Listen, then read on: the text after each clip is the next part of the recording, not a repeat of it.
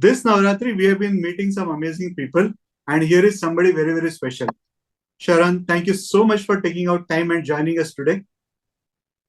I'm really glad to be doing this. So let's start by understanding what you have been doing so far. Wow.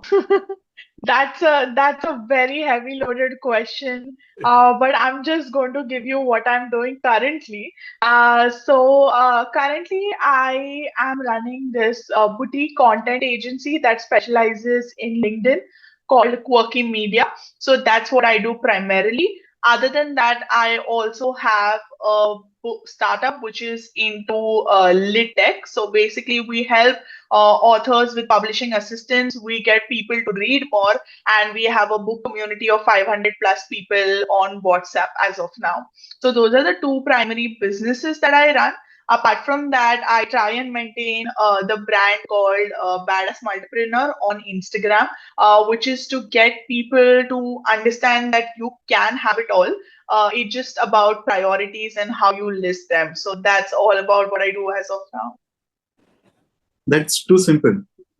That although this is no, it's not as simple as it appears. But maintaining three things, how this journey has been. So, what made you basically look at three different related but still three different enterprises? So I had figured out a way early that I'm not somebody who can stick to one aspect, right? I get very jittery if I'm doing just one thing, and I think I'm more focused if I'm doing multiple things.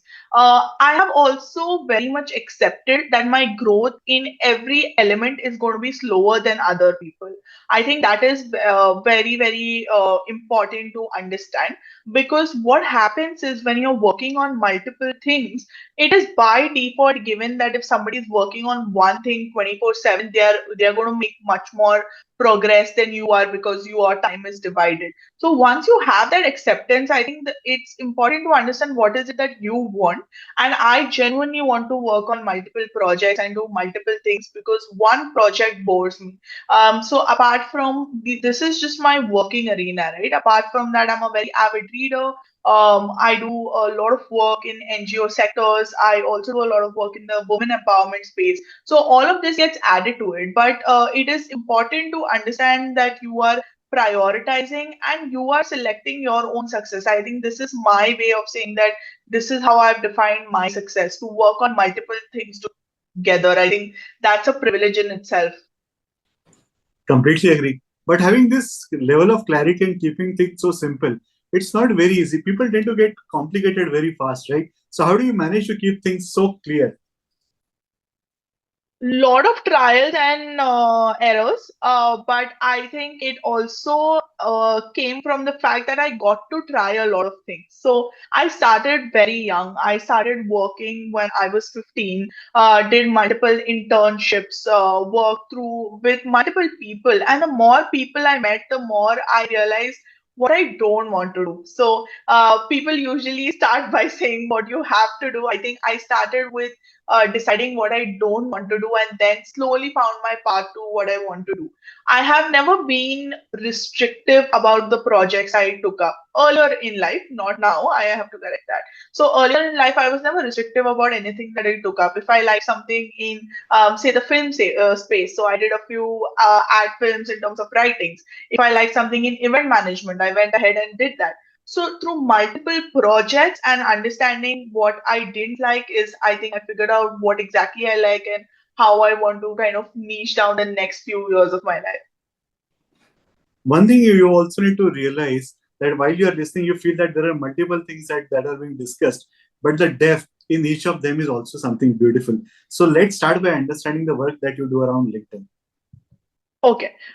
So that is very special to my heart, and it has a very interesting story. So I started Quirky Writers Media actually at when I was 21. I had just gotten out of a job, and I started freelancing and doing all those things. And then clients started asking invoices, and I was like, okay, what is invoicing? What is GST? For the first few months, I paid from my own pocket because I didn't know the GST is to be paid by the client. So I started that way, and slowly over the years, what happened was people were like, oh, you're doing content. Why don't you do website? Why don't you do social media? And we kept saying yes to everything. And then about 2 to 3 years ago, I realized that I'm not enjoying this. Like I don't enjoy social media because it requires a certain amount of depth and knowledge. And I didn't have the resources to hire experts at that point of time. So I was like, okay, let's just do the 80-20 principle and understand what is it that is working for me. And I realized that the work that I was doing on LinkedIn, because LinkedIn is a very heavily content oriented platform. So I realized that content has always been at our core, but because so many things got added, we just kept moving them away, right? So we came back to content and said, hey, this was great on LinkedIn. That is when I ran this through one of the business consultants, and they're like, but nobody is talking about LinkedIn. And I was like, I know. But then she goes like, but I think it's a nice niche. If you truly believe in it, you should go work in LinkedIn and around it, right? So I was like, okay, this sounds interesting. So the first 6 months were extremely tough because half of the times people just come and tell me, is it LinkedIn for like finding jobs? Like, what are you even going to do for me on LinkedIn, right? And I was like, no, no, that was like ages ago. So that's how we found our niche and we stuck to it. It was very hard. The first 6 months were very hard to make people understand what it is. But then slowly, what happened is the more clients we got, there was word of mouth, and then we got referrals through them. That's how the business grew. Today, we are a bigger team and we're solely focused on just LinkedIn as a platform. Where we do personal brand building for our clients who are either in the B2B segment or coaches and trainers. And we help them build their personal brand and lead generate via it. So that's what we do in Quirky Media. Amazing. These things people try. LinkedIn is something that people try. There are a lot of other things that come. There are videos and the trainings that happen within a lot of people. They try and do that, but ultimately they don't get the result, right? So, what differentiates, and how do you say why specifically LinkedIn for all the professions? So what differentiates us, I think it is us being writers primarily. I think a lot of people that do LinkedIn come from a very branding or marketing perspective, and then they end up writing what their TG or the target audience wants to know, right? I think what we do is we romanticize writing so much that we are solely focused on just the writing and storytelling. I think that becomes a very distinguishing factor. And the second thing is that we do it day in and day out. That's what I tell people. Like, it's not some secret sauce. Just that because we are doing this day in and day out, we learn so many new things that say somebody who's doing Instagram and LinkedIn and Facebook might not know about, right? But because we are doing just LinkedIn, it helps us gather so much knowledge about it. Even if LinkedIn, sometimes I get so excited with LinkedIn, I just changed one button and it has gone from like a rectangle to a square or whatever that is, right? People don't even notice these things. But the fact that we notice is because we spend so much time on that platform. So I think that would be our distinguishing factor. So, do the professionals currently need to look at LinkedIn in a different way compared to how they have been operating so far? Absolutely. I think a lot of people still believe that LinkedIn is just for finding jobs. And maybe it is, maybe partly, say 20 to 30% it is. But the way they are also recruiters are hiring is very different, right? Today, when I want to hire somebody for my company, I want to see what is the brand that they have, what is their commitment or contribution to the world at large, because that tells me whether or not this person is suited for my team, especially if you look at bigger companies. So we work a lot with employees who want to upgrade their profile, C-suite level employees, and that is what they are doing. They are investing in themselves because now everybody is going to be distinguished just on basis of brand, because most of the task is done by AI. You have AI for everything. What is it that is distinguishing you? The only thing is your brand. That's true. The other thing, which is very popularly being promoted, is also about building and putting your authority in terms of writing a book. But that particular book Oh, is a very different journey, right? It is not just that I want to write and I'm going to go and write. I'm going to give a very controversial statement here. I don't think people should write books for authority building, right? Now, what happens is, especially people who write in terms of, you will learn to write within, like, say, 14 days, you'll learn to write within 20 days. You also need to understand what is it that you are writing.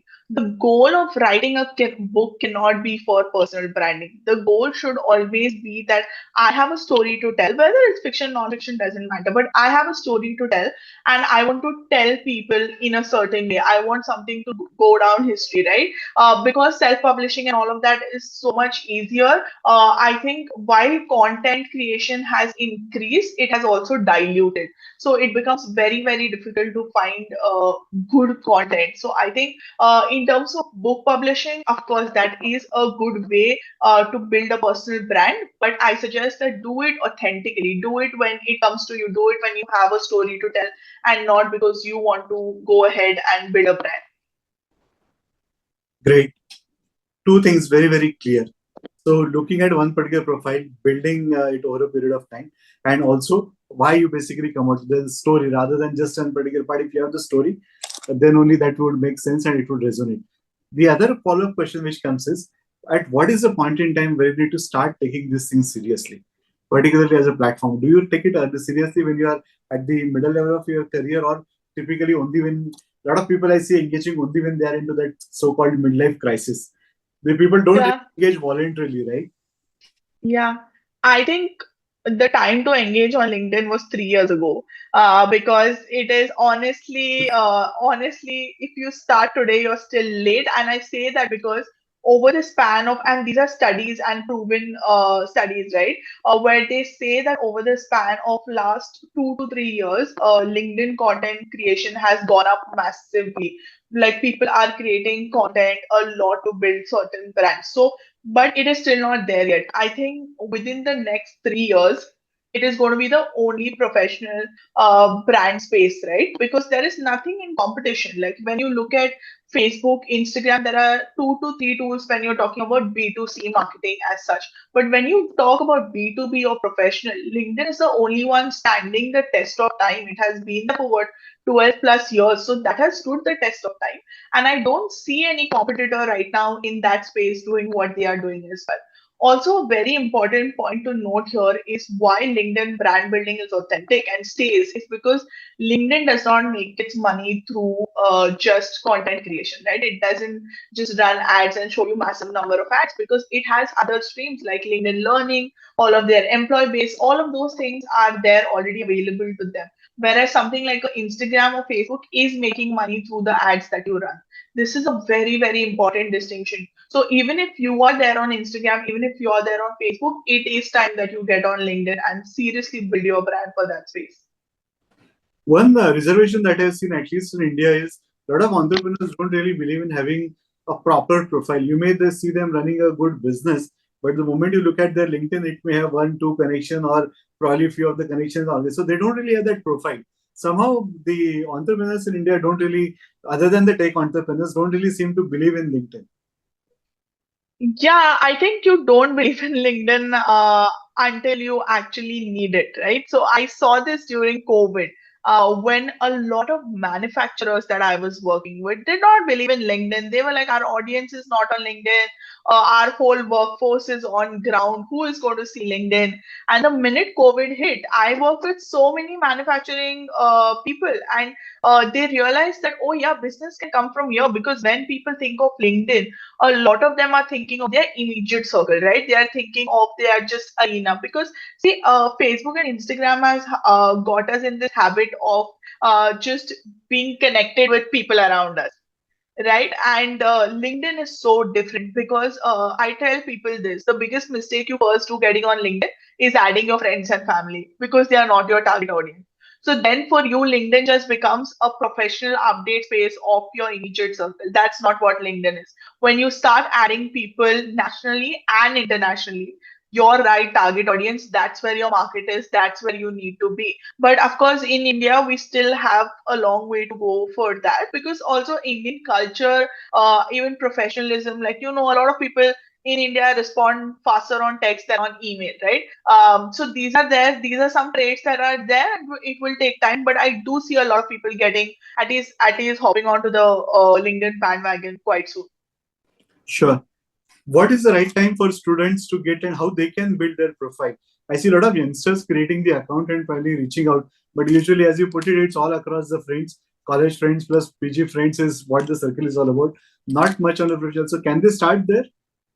Yeah, so students can start early, but they should be careful about the kind of content they create. So, as students, when you start creating expert content, that's where the problem comes, right? Because you're not an expert, you've just gotten into like school or college, or even if you work, like say from the age of like 4 or 5, you still have like somewhat, 6 to 7 years of experience. So, what happens there is that the authenticity is lost. But what is interesting and what can you create content on is what you're learning. Say tomorrow I take an AI course, or tomorrow something happened at college and something that I'm working on like a college fest, and I start putting content around it. The authenticity of that is maintained. So when you are going for a job, we can see that, oh, this person has progressed from like say doing smaller college events to bigger college events, and then coming on to this job, and this is the kind of work culture they want to work in. That is the kind of content you should be creating. So I think students can start young and should start young. There is no doubt about it.